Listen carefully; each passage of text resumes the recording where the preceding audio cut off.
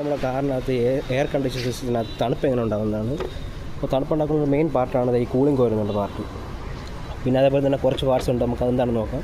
പിന്നെ ഉള്ളത് കണ്ടൻസർ, ഇതാണ് കണ്ടൻസർ. പിന്നെ എഞ്ചിൻ്റെ ഭാഗത്തൊരു കംപ്രസർ എന്ന സാധനമുണ്ട്. പിന്നെ പറഞ്ഞത് എ സിയുടെ ഹോസ്, പിന്നെ പ്രഷർ സ്വിച്ച്, അങ്ങനെ പറഞ്ഞിട്ടുണ്ട്. പിന്നെ അത് പോയിട്ട് പറഞ്ഞതെന്ന് വെച്ച് കഴിഞ്ഞാൽ ഈ ഓട്ടോമാറ്റിക് ക്ലൈമറ്റ് കൺട്രോൾ പറഞ്ഞ വണ്ടികൾക്ക് ഔട്ട്സൈഡ് ടെമ്പറേച്ചർ സെൻസറും ഇൻസൈഡ് ടെമ്പറേച്ചർ സെൻസറും കാണും. അപ്പോൾ അതിൻ്റെ ഒരു വാല്യൂ എടുത്തിട്ടാണ് ഓട്ടോമാറ്റിക് ക്ലൈമറ്റ് കൺട്രോൾ വർക്കാണത്.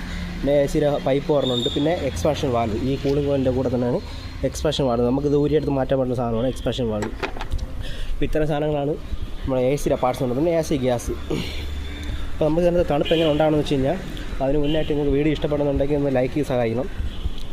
അപ്പോൾ ഈ ഒരു പാർട്ടിലാണ്, അതായത് ഈ കൂളിംഗ് കോയിൽ എന്ന പാർട്ടിനകത്താണ് നമുക്ക് തണുപ്പ് ഉണ്ടാകുന്നത്. അതെങ്ങനെ ഉണ്ടാകുമെന്ന് വെച്ച് കഴിഞ്ഞാൽ നമ്മളെ എ സി ഗ്യാസിനെ കംപ്രസ് ചെയ്യും. അപ്പോൾ കംപ്രസ് ചെയ്യാൻ വേണ്ടിയിട്ടാണ് കംപ്രസർ എന്നൊരു സാധനം ഉപയോഗിക്കുന്നത്. ഈ കംപ്രസറിനകത്ത് എ സി ഗ്യാസിനെ ഹൈ പ്രഷർ ഹൈ ടെമ്പറേച്ചറിൽ കംപ്രസ് ചെയ്ത് നേരെ തണുപ്പിക്കണം. ഹൈ ടെമ്പറേച്ചറിൽ നിൽക്കുന്ന ഗ്യാസിനെ തണുപ്പിക്കണം. അപ്പോൾ തണുപ്പിക്കാൻ വേണ്ടിയിട്ടാണ് ഈ കണ്ടൻസർ എന്ന സാധനം ഉപയോഗിക്കുന്നത്. അപ്പോൾ ഈ കണ്ടൻസറിൽ കൂടെ എങ്ങനെ തണുപ്പിക്കുന്നത് വെച്ച് കഴിഞ്ഞാൽ നമ്മളെ റേഡിയേറ്റർ ഫാൻ ഉണ്ടല്ലോ, അപ്പോൾ അത് രണ്ട് ജോലി ചെയ്യണം. ഒന്ന് നമ്മളെ വണ്ടിയുടെ കൂളിംഗ് സിസ്റ്റത്തിനെയും കൺട്രോൾ ചെയ്യും, അതേപോലെ തന്നെ എ സിയുടെ കൂളിംഗ് സിസ്റ്റത്തിനെയും കൺട്രോൾ ചെയ്യും. അപ്പോൾ ആ ഫാൻ വെച്ചാണ് നമ്മൾ ഈ കണ്ടൻസറിനെ തണുപ്പിക്കുന്നത്. അപ്പോൾ കണ്ടൻസർ തണുപ്പിക്കുന്ന സമയത്ത് ഹൈ പ്രഷർ ഹൈ ടെമ്പറേച്ചറിൽ നിൽക്കുന്ന ഗ്യാസിനെ ഹൈ പ്രഷർ ലോ ടെമ്പറേച്ചറിലോട്ടാക്കും.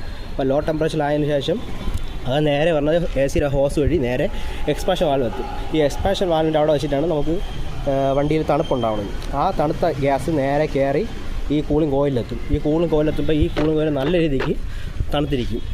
അപ്പോൾ എ സിയുടെ ബ്ലോവറിനകത്തുള്ള ഫാൻ വരുമല്ലോ, ആ ഫാനിൻ്റെ കാറ്റ് വഴി നേരെ ഇതിൽ കൂടെ പാസ് ചെയ്ത് ഇപ്പുറത്തെത്തുമ്പോഴത്തേക്ക് ആ തണുത്ത എയറിൽ കൂടെയാണ് ഇവിടെ നിന്നാണ് ആ തണുത്ത എയറിനെ എടുക്കുന്നത്.